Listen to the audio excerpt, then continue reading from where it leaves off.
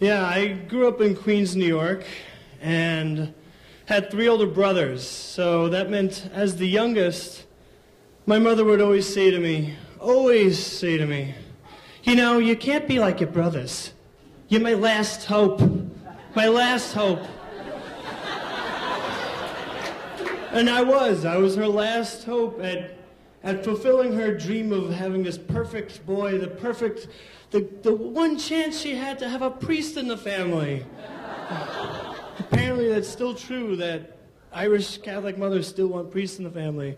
And so I continued the golden boy persona, and I was the last one of all my friends to ever drink, and the last one to ever smoke, and all my friends called me the Pope.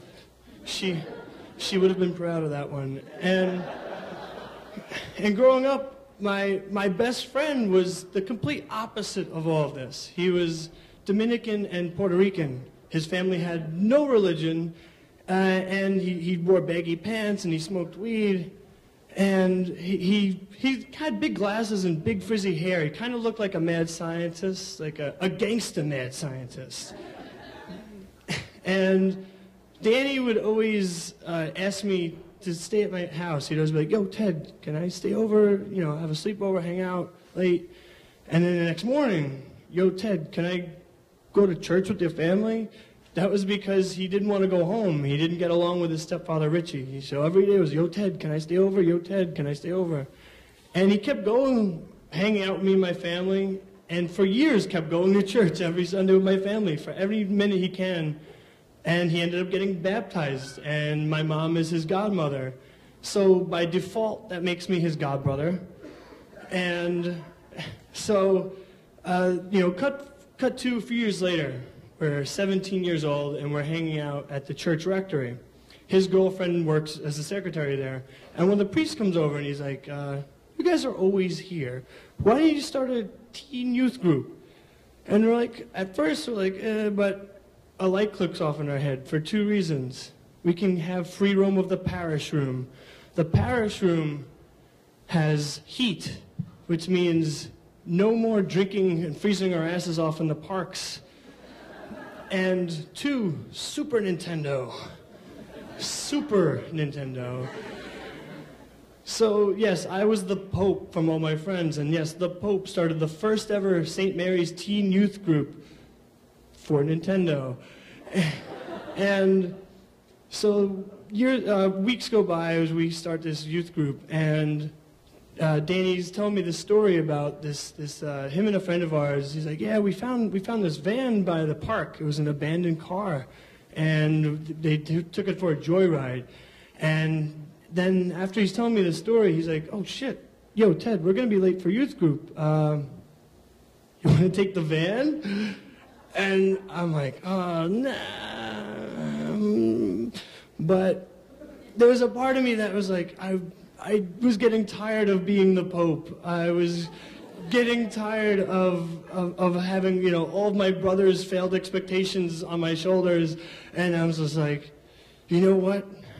Maybe I can have some adventure, you know, get out of this, live some life a little bit. Why do my friends and my brothers have to have all the fun? Let's do this. And I agree. And so Danny's like, all right. And like Richard Pryor and Gene Wilder and Silver Streak, he's like, just be cool. Just be cool. And we go over to this white van, has graffiti all over it, and it's a beat up jalopy.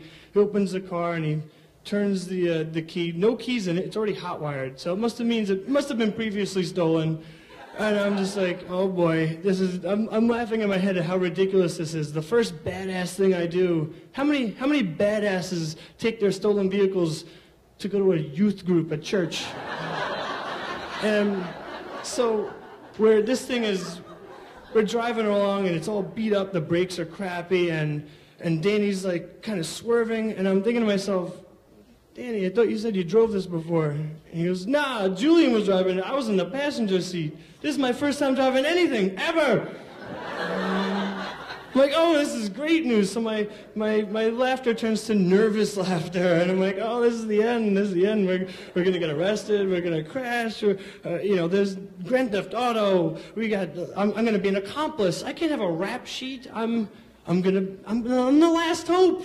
I'm the last hope. I can't be arrested. And as I'm finishing this list of offenses in my head, boom! Danny crashes into a parked car. And I'm like, oh crap. And I hear a man yelling, yo, hey, get back here. And I look at Danny and I think, we got in this together. We're getting out of this together.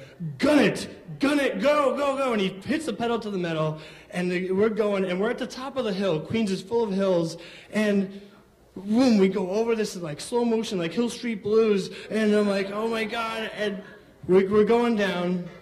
The lights all turn green at the intersections ahead of us, and we dump the car underneath the train trestle, and we get out, and we turn the corner, and there's a cop car by this Entenmann's cake shop, and we're like, whew, we're lucky we dumped around there, and also cops by a cake shop, some stereotypes still true, and so we walk into this the parish room, and the priest and the leaders of the group had all put together this Thanksgiving dinner, 10-course meal. It was like the day before or 2 days before Thanksgiving, and he's like, oh, I'm so glad you made it. And while we should have felt guilt, we only felt adrenaline of what we just escaped from.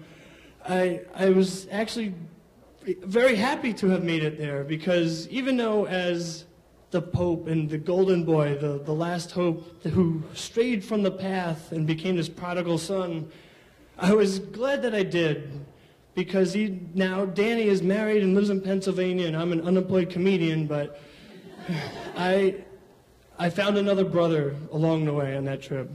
Thank you.